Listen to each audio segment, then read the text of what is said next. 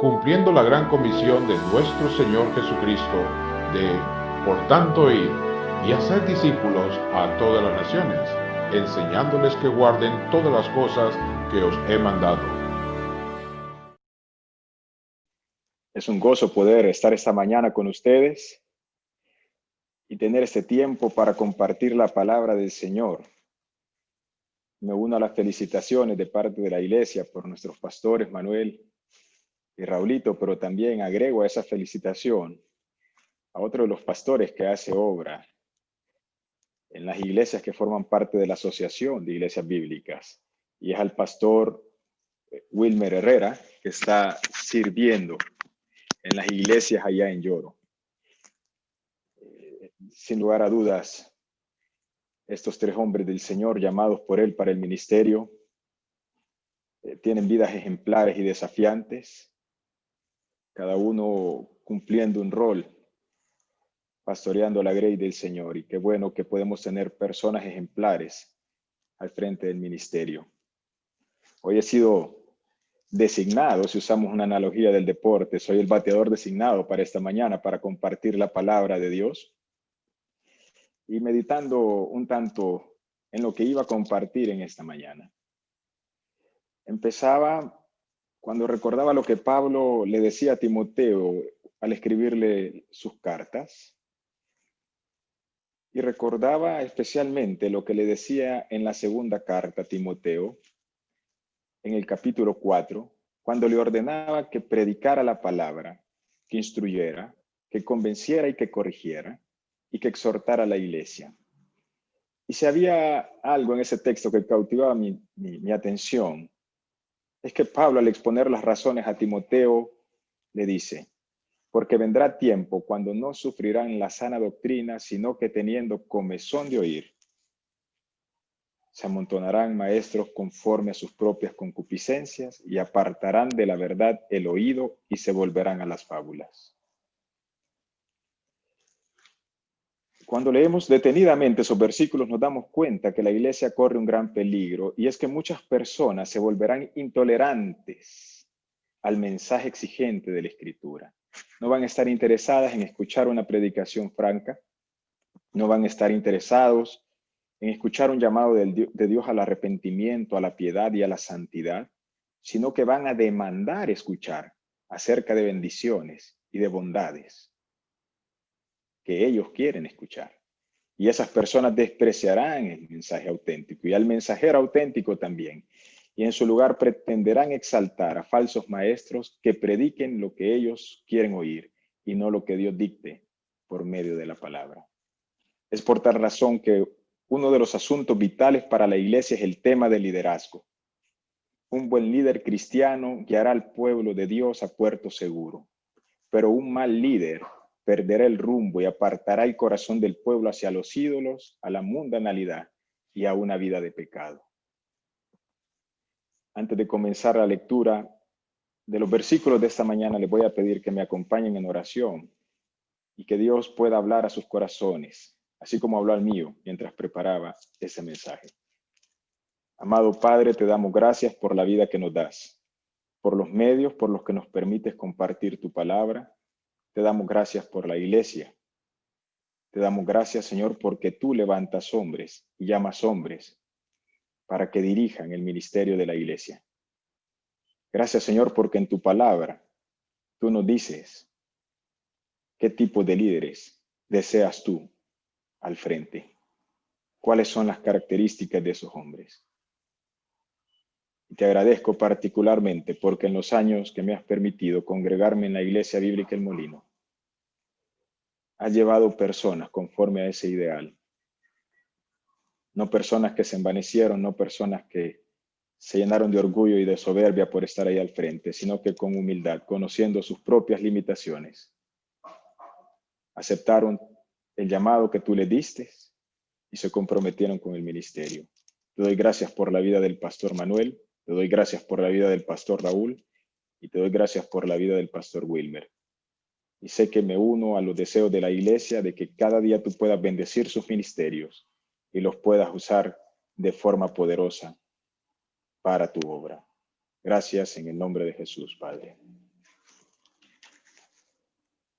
quiero llevarlos a la primera carta que escribe el apóstol Pablo a Timoteo, en el capítulo 3.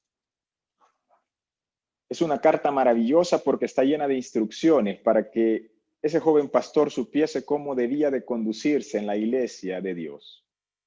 De hecho, en el versículo 14 de ese capítulo 3, Pablo le dice por qué le escribió y le recuerda: esto te escribo, aunque tengo la esperanza de ir pronto a verte, para que si tardo sepas cómo debes conducirte en la casa de Dios, que es la iglesia del Dios vivo, del Dios viviente, columna y baluarte de la verdad. En ese capítulo, Pablo le da una serie de requisitos para asegurarse de que la iglesia tendría líderes calificados para enseñar y dar un buen ejemplo.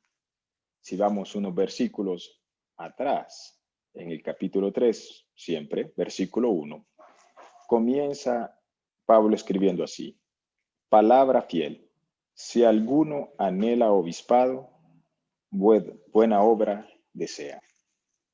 Y me encanta cómo comienza el versículo con la expresión palabra fiel, una expresión única y exclusiva de las epístolas pastorales que Pablo utiliza para anunciar una declaración que resume doctrinas vitales. Timoteo, lo que te estoy escribiendo es vital para la iglesia. Presta mucha atención a esto que tengo que decirte. Y luego tenemos dos palabras diferentes en el idioma griego en esa frase: si alguno anhela obispado, buena obra desea.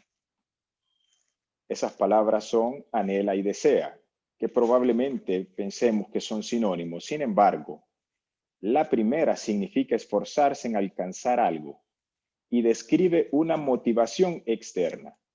Y la segunda significa una pasión fuerte y se refiere a una motivación interior. Así que si juntamos ambas palabras en la misma frase, estamos describiendo el tipo de hombre que puede ejercer el ministerio. Un hombre que quiere y se esfuerza por alcanzarlo, motivado por un deseo fuerte en su interior. Luego encontramos otra palabra que también tiene un significado que vale la pena revisar: obispado. Literalmente significa supervisar e identifica a los hombres que son responsables de conducir a la iglesia. En el Nuevo Testamento encontraremos las palabras obispo, anciano y pastor utilizadas de una forma intercambiable para referirse a hombres con funciones similares.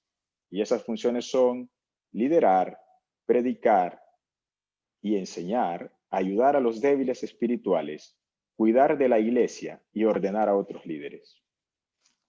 Continuamos con la lectura. Versículo 2 dice: pero es necesario.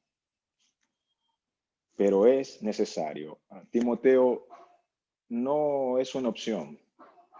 No lo estoy dejando a tu consideración. Es necesario, Timoteo. Lo que te estoy diciendo es vital, y esto es necesario. Que el obispo sea irreprensible, marido de una sola mujer, sobrio, prudente, decoroso, hospedador, apto para enseñar. Si nosotros notamos, el versículo 2 inicia con una conjunción adversativa, pero. Y una conjunción adversativa es aquella que contrapone dos oraciones. Y luego de ese pero está la expresión es necesario, que en el idioma griego el uso de esta expresión también puede traducirse como debe. Y recalca de forma inequívoca lo que a continuación se requiere del que anhela obispado. En otras palabras, no basta con anhelar y desear ser pastor, porque hay cualidades que definen el ideal del siervo de Dios: que sea irreprensible, marido de una sola mujer, sobrio, prudente, decoroso, hospedador, apto para enseñar. Aunque esta es una lista de cualidades que se parece mucho a la mencionada en la carta a Tito, ambas listas son particulares y no son cualidades exhaustivas. Ellas reflejan en realidad la preocupación genuina de Pablo por el carácter ideal del pastor, que honre y facilite en privado la noble tarea a la que está aspirando. Vamos a ver ahora cada una de estas cualidades y su significado. Primero, irreprensible. Muchos autores dicen que Pablo la sitúa primero acá, al igual que en la carta a Tito, porque las que siguen después de esta están íntimamente relacionadas con ella. Literalmente, la palabra irreprensible quiere decir que no pueda ser detenido. Y es una palabra en griego compuesta. La palabra griega es anapileptos. A es el negativo sin y epileptos proviene de otra palabra griega que expresa la idea de tomar algo con fuerza. Así que Pablo tiene en mente que la persona que anhele y desee ser pastor debe ser de tal condición que se esfuerce por llevar una vida santa, que tenga una sincera sensibilidad espiritual de su propia pecaminosidad y que por tal razón permanece vigilante y no confiado en sí mismo. La palabra no se refiere a que el pastor debe ser impecable o perfecto. Y muchas veces esa es la inclinación nuestra hacia nuestros pastores. Esperamos personas impecables o perfectas, pero ninguno de los hombres puede declararse impecable o perfecto por sí mismo, porque somos hechos justos por el sacrificio de uno solo, que es Cristo Jesús. No somos justos, sino que hemos sido justificados por la obra del único que sí es perfecto. Pero seguimos siendo pecadores redimidos, llamados constantemente a llevar una vida santa, agradable a Dios, y esa demanda aplica para las ovejas y también para los pastores. Pablo no tenía en mente a un superhombre para llevar a cabo la tarea del pastorado.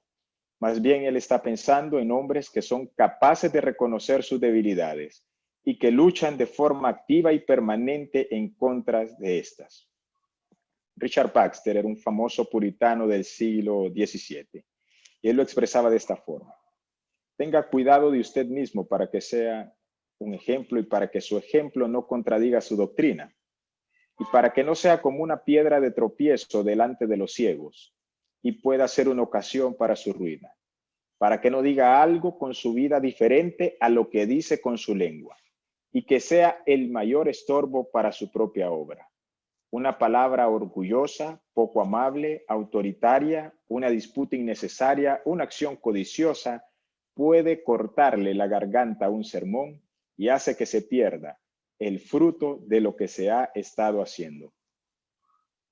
Así que el pastor solo podrá ser irreprochable cuando no pretende haber alcanzado ya tal condición, sino que se esfuerza constantemente, batalla sin dar tregua, sabiendo que debe de estar atento a las acechanzas del enemigo, al pecado, a Satanás, a su propia concupiscencia.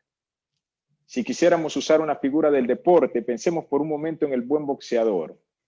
El buen boxeador no es aquel que únicamente sabe tirar golpes con precisión y potencia, sino que ha aprendido a proteger sus flancos débiles y no se va a dejar golpear en la nariz y en el hígado.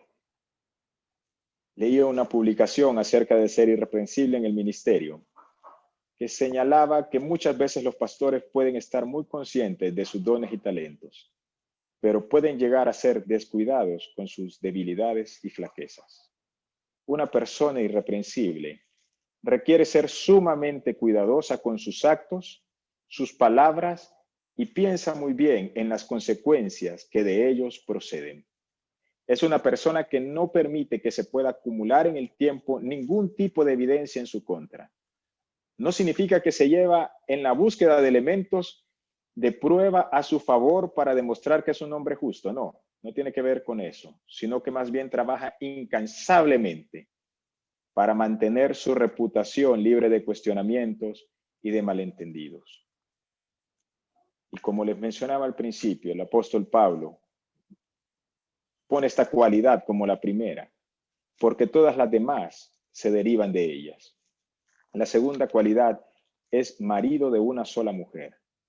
Cualidad que para algunos comentaristas causa polémica porque han dado diversas interpretaciones a esta expresión. Algunos hacen énfasis en que Pablo se refiere a que un pastor no debía de practicar la poligamia, pero esto sería innecesario porque en la sociedad romana eso no era común. Además, estaba prohibida en las Escrituras, tanto en la enseñanza de Cristo y en la enseñanza paulina. Así que un polígamo no hubiese podido ser siquiera miembro de la iglesia y mucho menos un líder. Tampoco se refiere al viudo que se hubiese vuelto a casar. Y tampoco se refiere a la persona que se hubiese divorciado y se hubiese vuelto a casar. Y tampoco se refiere a algún impedimento a los hombres solteros para ocupar una posición de liderazgo. La traducción literal de marido de una sola mujer es varón de una sola mujer. Se refiere a que Pablo le estaba diciendo a Timoteo que quienes iban a pastorear la iglesia debían de ser hombres. La cuestión aquí no es el estado civil del anciano, sino además su pureza moral y sexual. Un hombre puro, moral y sexualmente. El que es marido de una sola mujer se consagra del todo a su esposa si está casado y mantiene su afecto y su pureza sexual tanto en pensamiento como en devoción. Por tanto, esta calificación es un llamado a la devoción, es un llamado a alejarse del adulterio, del corazón errante, de los ojos errantes, de las manos errantes. Es un llamado a la pureza y a la castidad, a ser un ejemplo en carácter y en conducta, ya sea en el matrimonio o en la soltería. Es un llamado a los casados a buscar disfrutar de su sexualidad con su esposa y los solteros a someter voluntariamente su sexualidad a la voluntad y el cuidado de Dios. Si el líder viola esta fidelidad sagrada, dejaría de ser irreprensible inmediatamente y sería objeto de toda clase de acusaciones. Después encontramos dos palabras, sobrio y no dado al vino. Las palabras que se utiliza para sobrio en griego es nefalios y para no dado al vino es paroinos. Y en el mundo antiguo el consumo de vino era de lo más natural debido a que la provisión de agua era deficiente y a veces era peligrosa. Eso no quiere decir que se ignoraran los problemas del consumo del alcohol. La Escritura señala al vino como un burlador para advertir de los peligros del alcoholismo. Y aunque en el mundo antiguo se usaba el vino corrientemente, no quiere decir que se usara en exceso. De hecho, un borracho era despreciado en cualquier sociedad pagana y ordinaria, no digamos en la iglesia. Es interesante entonces el uso de estas dos palabras, porque tiene un doble sentido en esta sección. La palabra que traducimos como sobrios también se puede utilizar en un sentido metafórico para describir a alguien que está alerta o vigilante. Y no dado al vino también se puede usar en ese mismo sentido metafórico para referirse a alguien que no es peleón y violento. Así que queda bien claro que un líder cristiano no debe permitirse nada que reduzca su vigilancia cristiana o que ensucie su conducta cristiana. Luego tenemos dos palabras que vienen seguidas, prudente y decoroso. La palabra griega que traducimos como prudente es un término que viene de la unión de dos palabras, lo que hace que su traducción sea un tanto difícil. Significa mantener la mente sana y salva. Los griegos pensaban mucho en esta cualidad porque es lo contrario a la incontinencia y al descontrol. Los filósofos griegos la definían como el dominio del placer y del deseo. Así que podemos entender que un hombre es prudente cuando tiene la disciplina que le permite ordenar sus prioridades. Y es serio en los asuntos espirituales. La palabra que la acompaña, que traducimos como decoroso, habla de la conducta exterior y tiene dos usos. Y el que nos interesa es el que habla acerca del que es un buen ciudadano. Así que las personas que lideran la iglesia deben de ser personas que se mantienen bajo control y mantienen bajo control todos sus instintos y sus deseos, y que ese control interior se manifieste en su integridad exterior. En su corazón solamente reina el poder de Cristo y su vida refleja la belleza de Cristo. Luego tenemos la palabra hospedador. Esta no es una palabra que signifique más allá de amar a los extraños. En el Nuevo Testamento se hace mucho hincapié a los cristianos a practicar la hospitalidad. Pablo exhortó a la iglesia en Roma a ser hospedadores de los santos. Y Pedro decía lo mismo. Resulta que en el mundo antiguo no tenían hoteles como los que ahora conocemos. Y las posadas eran en realidad lugares notoriamente malos e inclusive peligrosos. Lugares sucios, caros e inmorales. Y llegar como forastero a un lugar implicaba también ciertos riesgos. Así que en ese mundo antiguo se desarrolló un sistema. Y se los cuento para que no piensen los más jóvenes que el Airbnb es nuevo. Lo llamaban las amistades de hospedaje. Sucedía que a lo largo de las generaciones, los miembros de las familias habían llegado a acuerdos de darse acomodo y hospitalidad, y en algún momento estos miembros llegaban a ser totalmente desconocidos de los otros y solamente podían identificarse por lo que llamaban emblemas. Así que un forastero llegaba a un lugar a buscar alojamiento y presentaba la mitad de un objeto y el anfitrión tendría la otra mitad y ambos casarían perfectamente, y de esa forma el anfitrión sabría que el otro sería su huésped y el huésped sabría que el anfitrión era el amigo ancestral de su familia. En la iglesia cristiana del primer siglo habría muchos predicadores ambulantes y maestros que necesitarían hospitalidad. También habrían muchos esclavos que no tendrían una casa propia y necesitarían ser acogidos por un hogar cristiano. Y era la mayor bendición para un hogar cristiano mantener las puertas abiertas para recibir a otro cristiano que necesitara hospedaje. Luego encontramos otra expresión, apto para enseñar. Y esa expresión la encontramos solamente en este versículo y en 2 de Timoteo capítulo 2 versículo 24. Y es la única calificación que relaciona con los dones y talentos de un anciano, que se relaciona con estos, y la única que distingue el ministerio de los ancianos con el de los diáconos. Y la palabra griega ahí es didácticos. El principal deber del pastor, del obispo, el anciano, es predicar la palabra de Dios. Uno de los desastres de los tiempos modernos es que el ministerio de la enseñanza no se ejerce como es debido. Hoy encontramos predicación abundante sobre temas cualesquiera, pero sirve de muy poco.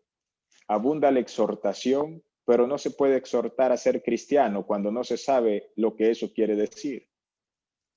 La instrucción es un deber primario para quien dirige el ministerio. Pero en segundo lugar, no se trata solo de hablar, sino de ser. La enseñanza más hermosa y efectiva no se imparte solo hablando, sino siendo. El apóstol Pedro escribía a los pastores también. Y en la primera carta de Pedro, en el capítulo 5, les decía, apacentad la grey de Dios que está entre vosotros, cuidando de ella no por fuerza, sino voluntariamente, no por ganancia deshonesta, sino con ánimo, no como teniendo señorío sobre los que están a vuestro cuidado, sino siendo ejemplos de la grey. Ejemplo de la grey, acompañado de la doctrina correcta. El apóstol Pablo en su despedida hizo llamar a los ancianos desde Mileto a Éfeso, y cuando llegaron les dijo, vosotros también sabéis cómo me he comportado entre vosotros todo el tiempo. Al mismo Timoteo, Pablo le decía cuando le recordaba de quienes había aprendido. Y Timoteo había visto el ejemplo de Pablo. Así que el anciano, obispo o pastor, debe tener la doble capacidad de enseñar por medio de la correcta exposición de la Escritura, para lo que deberá dedicar mucho tiempo de estudio y por medio de la consagración de una vida de obediencia y a los principios de la palabra de Dios. Luego tenemos una palabra aquí que dice no pendenciero en el versículo 3. Literalmente significa no golpeador. Y quizás hoy en día esta advertencia no parezca innecesaria porque no esperaríamos llegar a la iglesia y recibir una paliza de parte del pastor. O saber que los pastores de una iglesia arreglan sus problemas de forma violenta. La enseñanza aquí es que el pastor debe de ser un hombre que reaccione frente a situaciones difíciles con calma y con amabilidad. En 2 de Timoteo 2:24 encontramos que el hombre de Dios no debe de ser contencioso, sino amable para con todos. Luego, no codicioso de ganancias deshonestas. Y voy a adelantarme un poquito y saltar no amable y apacible para juntar esta palabra con no avaro. En los mejores manuscritos griegos, la frase no codicioso de ganancias deshonestas se omite. Sin embargo, en Tito capítulo 1, versículo 7, Pablo la incluye. Y esa frase no cambia en nada el sentido de lo que quiere tratar. La otra palabra con relación al dinero aquí es avaro. Y ambas palabras se pueden usar como sinónimos. Sin embargo, tienen sutiles diferencias, porque la primera se refiere a un apego desordenado a las riquezas y la segunda a un deseo insaciable y enfermizo. Un líder que ejerce el ministerio motivado por el amor al dinero revela un corazón enfocado en el mundo y no en las cosas de Dios. La avaricia fue la característica de los falsos maestros y sigue siendo la característica de los falsos maestros hasta el día de hoy. La otra palabra es amable. Y esta es una de esas palabras griegas también de difícil traducción. Quizás un mejor término en el español para entenderla sería benigno, describiendo que el pastor es una persona dispuesta a perdonar cualquier falla sin guardar el mínimo rencor, dispuesto a mostrar la gracia, así como el Señor, que teniendo todo el derecho a darnos lo que merecemos por nuestro pecado, nos otorga su perdón y se olvida de la falla, porque una vez que nos perdona, no guarda recuerdo de esta. Apacible. Es una palabra más fácil del griego al español, literalmente es indispuesto a pelear. Hay personas que siempre tienen puesto el dedo en el gatillo, me encanta esa frase. A la menor provocación viene la contienda. Un líder cristiano lo que desea es mantener la paz, no encontrar pelea. Seguimos con la lectura y dice luego en el versículo 4, que gobierne bien su casa, que tenga a sus hijos en sujeción con toda honestidad, pues el que no sabe gobernar su casa, ¿cómo cuidará de la iglesia de Dios? No un neófito, no sea que envaneciéndose caiga en la condenación del diablo. También es necesario que tenga un buen testimonio de los de afuera. Los siguientes versículos hacen un contraste entre ellos. Son versículos que ahora se enfocan en requisitos familiares. La relación entre la familia del pastor y su ministerio es crucial. La vida en el hogar de un anciano, como su propia vida, deben de ser ejemplares. Ese hombre debe de gobernar su propia casa y debe de hacerlo bien. Y la razón es sencilla. Si no sabe gobernar su propia casa, ¿cómo va a cuidar de la iglesia de Dios? La palabra gobernar que aquí se utiliza habla de alguien que tiene autoridad sobre. La cuestión es que un hombre que no asume autoridad sobre su vida y la vida de su familia no es apto para pretender servir guiando, protegiendo y enseñando a la grey de Dios. El esposo, por ejemplo, que no atiende a su esposa por cualquier causa, que no se preocupa por sus hijos, que no es un guía espiritual en el hogar, que no pasa horas de rodillas orando al Señor por su familia, que descuida totalmente su matrimonio, que olvida cuál es su primer ministerio, su familia. Ese hombre de ninguna forma sin importar sus talentos, sin importar sus dones y sin importar sus habilidades, puede anhelar el obispado. Lo que no haga en su casa, tampoco lo hará en la iglesia. Aquí no se trata de ser como la expresión que hemos conocido, candil de la calle y oscuridad de la casa, sino que debe de ser luz en todas partes. Que tenga a sus hijos en sujeción con toda honestidad. Esa palabra sujeción es un término militar que se refiere a los soldados con rango inferior que obedecen la voz de mando de su superior. Algunos comentaristas dicen que en esta carta Pablo se refiere a hijos que son menores de edad y que deben de estar sujetos a la autoridad del padre, y que en la carta a Tito Pablo se refiere a hijos mayores de edad porque los menciona como hijos creyentes que no estén acusados de disolución ni de rebeldía. Y es que en los hijos se refleja la habilidad de un anciano para dirigir a su familia y conducirla a la salvación y santificación. Es en el hogar donde un hombre que anhela servir como pastor prueba que Dios le ha capacitado de forma espiritual para establecer un ejemplo de excelencia, así como para servir a los demás, resolver conflictos, construir la unidad y mantener el amor.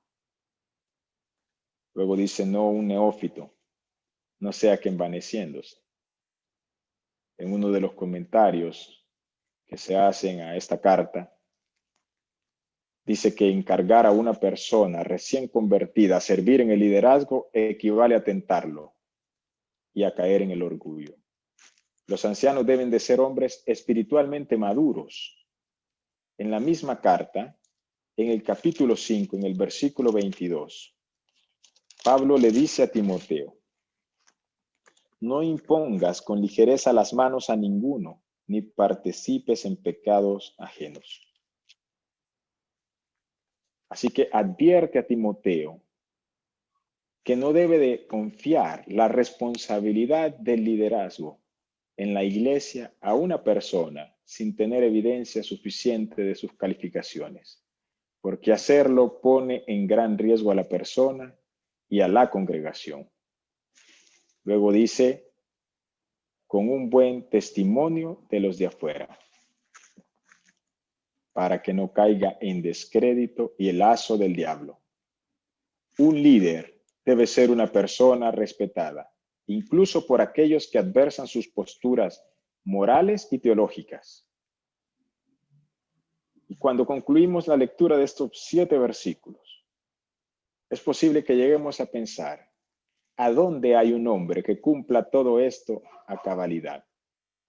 Si lo miramos en términos absolutos, quizás muchos que sirven hoy en el ministerio se sentirían descalificados y otros que anhelan servir se sentirían sin esperanza. Pero no se trata de eso. Si el Señor permitió que estos versículos estuviesen en su palabra, no es para desanimarnos, sino para animarnos y para que los hombres que están en el ministerio lleven vidas piadosas y vigilantes y no se olviden de lo que Dios está esperando de ellos. Estaba revisando algunos comentarios y la idea que un comentarista hacía con respecto a estos requisitos de los obispos y de los diáconos la relacionó a una forma de hablar. Hay un término que se llama panegírico. El panegírico es un discurso en el que se alaba a alguien. Es un tipo de oratoria que era de gran aceptación en la vida política y social en la época en que esta carta está escrita. Y se utilizaba con frecuencia para exaltar de forma pública a los héroes cuando se hacían las honras fúnebres, y tenía una tendencia de extrapolar las cualidades más prominentes de un individuo. La teoría de este estudioso del Nuevo Testamento es que el género literario que Pablo estaba utilizando se vale de un panegírico en esta carta. Y si eso es lo que está haciendo, él está diciendo, aquí están los rasgos de carácter que estamos buscando en los líderes de la iglesia. Eso nos lleva a pensar que si nadie los tiene de manera absoluta, pero los manifiesta en alguna medida o en algún grado cualitativo, emerge como candidato. Dicho de otra forma, este es el ideal.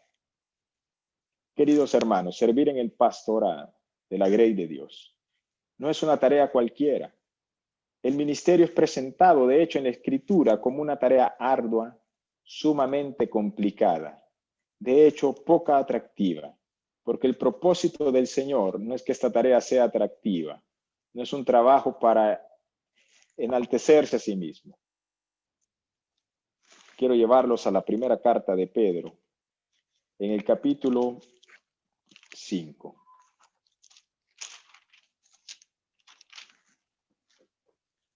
Y en el versículo 4 de ese capítulo, bueno, vamos a leer desde el versículo 1 del capítulo 5 de la primera carta. Dice: ruego a los ancianos que están entre vosotros, yo anciano también con ellos, y testigo de los padecimientos de Cristo, que soy también participante de la gloria que será revelada. Apacentad la grey de Dios que está entre vosotros, cuidando de ella no por fuerza, sino voluntariamente, no por ganancia deshonesta, sino con ánimo pronto, no como teniendo señorío sobre los que están a vuestro cuidado, sino siendo ejemplos de la grey. Y cuando aparezca el príncipe de los pastores, vosotros recibiréis la corona incorruptible de gloria. Cuando leí ese versículo 4 del capítulo 5 de la primera carta de Pedro, cuando aparezca el príncipe de los pastores, pensé, qué momento más espectacular en la vida de estos hombres que se consagraron para servir al Señor, como Él lo demanda. Y a la vez el contraste, qué momento más terrible para aquellos que tomaron en poco el ministerio, que no se comportaron a la altura de lo que Dios esperaba, que no tenían preocupación por ser irreprensibles, que no honraron su matrimonio cuando estuvieron casados, que no cuidaron de su familia, que daban una falsa apariencia de piedad, que enseñaron a la iglesia y a las ovejas lo que éstas querían escuchar y no fueron a la palabra de Dios para corregir, para redarguir, para instruir, que no se preocuparon por los demás que venían detrás para ocupar el liderazgo, porque se apoderaron de la obra para sí, porque llegaron a pensar que la obra era suya y no del príncipe de los pastores, pero aquí está de regreso. Para quienes hayan vivido una vida santa y piadosa en ese ministerio, va a ser un momento de gloria y va a ser terrible para quienes no. Me gusta que Pedro hace una rogativa a esos ancianos. Cuando Pedro escribió la carta en un tiempo de sufrimiento y de persecución en la iglesia. Y en medio de ese tiempo de sufrimiento y persecución en la iglesia, se requiere el liderazgo más noble. Justamente ayer estaba escuchando un servicio y un pastor le decía a la iglesia que no sabía qué iba a suceder con la iglesia en el futuro y si iba a volver a ser una iglesia perseguida. Que él miraba lo que sucedía alrededor en la sociedad y se daba cuenta que las personas tenían comezón de oír. Y no se refería solo a las personas, a los creyentes, sino a todas las personas en realidad. Ponía el ejemplo de la política, cómo decantaban el corazón y cómo los políticos sin ninguna vergüenza y pudor les mentían. Y decía la responsabilidad de ambos, del político porque miente, pero también del otro que está escuchando, porque eso era lo que quería escuchar. Y lo seguían. Y decía, eso no puede pasar en la iglesia. Los creyentes no podemos anhelar tener ese tipo de líderes. Nosotros debemos desear tener líderes que están en el molde conforme a lo que la palabra de Dios dice. Que amen la escritura, que amen la iglesia, que amen la obra de Cristo, que sigan el ejemplo de Cristo y que lleven vidas dignas de imitar, para que también las ovejas aprendan no solo de su predicación sana, sino también de su ejemplo. Y Pedro les decía, ancianos entre vosotros, yo también anciano con ellos, y testigo de los padecimientos de Cristo, que soy también participante de la gloria que será revelada. Y encontré un escrito con el que me gustaría terminar en esta mañana, dirigido a nuestros pastores, para que reflexionen cada día acerca de la obra que han sido llamados a hacer en esta iglesia local y a donde el Señor los quiera llevar. Y también para aquellas personas, aquellos hermanos que anhelan y desean el obispado. Es un escrito anónimo que capta vividamente la esencia de la mayordomía pastoral para con el Señor y su exhortación a hacer la obra de manera que Dios esté satisfecho porque le estás haciendo conforme a su palabra. Dice así: comprométete tú con tu trabajo. No temas porque el león ruge. No te detengas a apedrear los perros del diablo. No malgastes tu tiempo persiguiendo los conejos del diablo. Deja que los engañadores mientan. Deja que los sectarios riñan. Deja que los críticos maldigan. Deja que los enemigos acusen. Deja que el diablo haga lo peor. Pero cuida que nada te evite cumplir con gozo la obra que Dios te ha dado. Él no te mandó para ser admirado o estimado. Nunca te ha mandado para defender tu carácter. Él no te puso en la obra para contradecir la falsedad acerca de ti que los siervos de Satanás o de Dios pueden empezar a difundir, o para averiguar el origen de todo rumor que amenaza tu reputación. Si haces estas cosas, no harás nada más. Estarás trabajando para ti mismo y no para el Señor. Mantente en tu trabajo. Deja que tu meta esté tan firme como una estrella. Puede que seas asaltado, contradicho, insultado, matado, herido y rechazado, mal entendido, o que se te atribuyan motivos impuros. Tal vez seas abusado por tus enemigos, abandonado por los amigos y despreciado y rechazado por los hombres. Pero cuida con firme determinación que tu celo no falte, que sigas al gran propósito de tu vida y el objeto de tu existencia, hasta que finalmente puedas decir: he terminado la tarea que tú me encargaste hacer. Amados pastores, Pastor Manuel, Pastor Raúl, doy gracias a Dios por su vida. Particularmente los considero hombres ejemplares. He visto en ustedes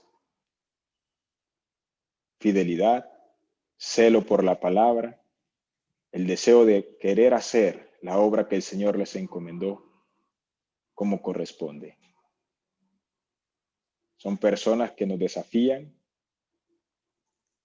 son personas de las que aprendemos y son personas por las que debemos de orar en todo momento.